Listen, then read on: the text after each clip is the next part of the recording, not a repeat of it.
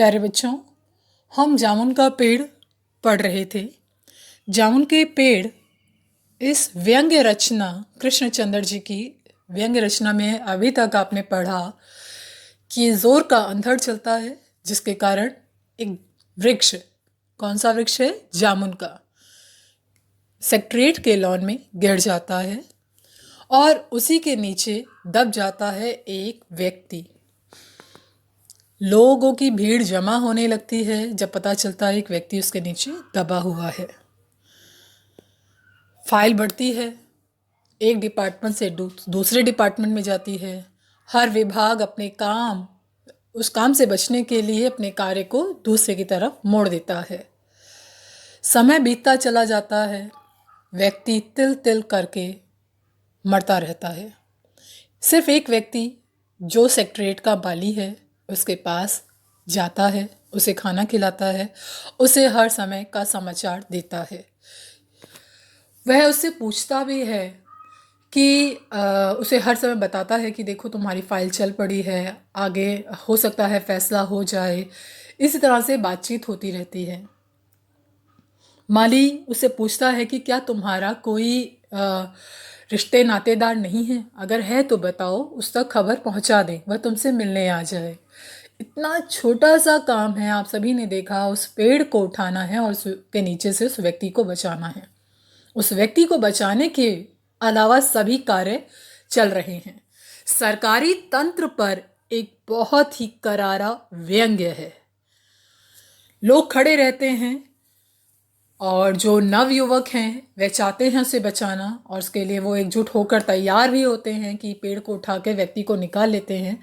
लेकिन वहाँ कहीं वह व्यक्ति ऐसा कार्य ना कर दे, क्या होता है, एक सुरक्षा व्यवस्था बढ़ा दी जाती है। किसकी? उस व्यक्ति की, कि कहीं उसे निकाल ना लिया जाए, कहीं यह कार्य जिस विभाग का है उसकी जगह दूसरे विभाग का व्यक्ति ना कर दे।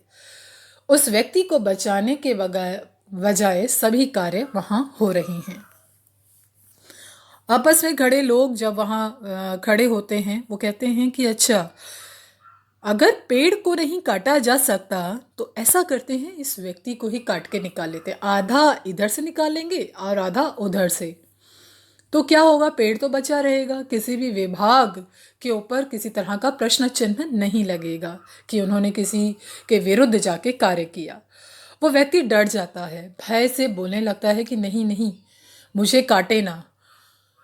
वह कहते हैं कोई बात नहीं, अगर कट जाएगा तो उसके बाद प्लास्टिक सर्जरी से जोड़ दिया जाएगा। तो कहते हैं, एक दूसरा व्यक्ति कहता है कि अगर ये मर गया तो हाँ, इसके जीवित रहने की संभावना शायद थोड़ी कम हो। तो यही सोचते हुए उसकी फाइल अब कहाँ? मेडिकल डिपार्टमेंट भेज दी जाती है कि क्या ऐसा हो सकता है संभव। मेडिकल डिपार्टमेंट से खबर आती है कि नहीं, इतना आधुनिक नहीं हुई है तकनीक कि काट कर आदमी को निकाला जाए और उसके बाद फिर से उसे जोड़ दिया जाए। देखिए कितना बेतुके बेहुदा चीज़ें हो रही हैं। वहाँ शहर की भीड़ लगातार बढ़ती चली जाती है। जब और कवियों की गोष्ठी लगने लगती है, गली गली से शायर जमा हो गए, सेक्रेटरीट के लॉन भांति भांति के कवियों से भर गया। क्यों भर गया? क्योंकि उसे पता चल जाता है कि वह भी एक कवि है। कवि कौन? जो दबा हुआ आदमी है। दबे हुए आदमी के कवि होने का पता चलते ही बहुत सारे कवियों की, शायरों की गोष्ठियाँ लगने लगती हैं। बात ही बात में पता चलता है कि वह कवि, वह जो दबा हुआ व्यक्ति, वह कवि है। और किस नाम से सुशोभित है जब पूछा जाता है, वह बोलता है ओस। ओस एक ऐसा नाम है जो बहुत ज़्यादा प्रसिद्ध था साहित्य जगत में। वे सभी हैरान हो उठते हैं, ओस, तुम वही ओस हो जिसका अभी एक काव्य संग्रह प्रकाशित हुआ है, गद्य संकलन? तो कहते हैं हाँ, मैं वही ओस हूँ। क्या तुम हमारी अकादमी के मेंबर हो? सेक्रेटरी ने पूछा। नहीं। आश्चर्य! सेक्रेटरी ने जोर से चीखा, इतना बड़ा कवि, ओस के फूल का लेखक, और हमारी अकादमी का मेंबर नहीं? उफ, कैसी भूल हो गई हमसे। कितना बड़ा कवि और कैसी अंधेरी गुमनामी में पड़ा है। देखिए, उसकी उस गुमनामी की चिंता है, लेकिन उसके जीवन की चिंता किसी को नहीं है।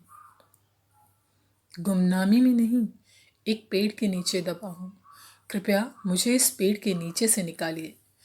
अभी बंदोबस्त करता हूँ।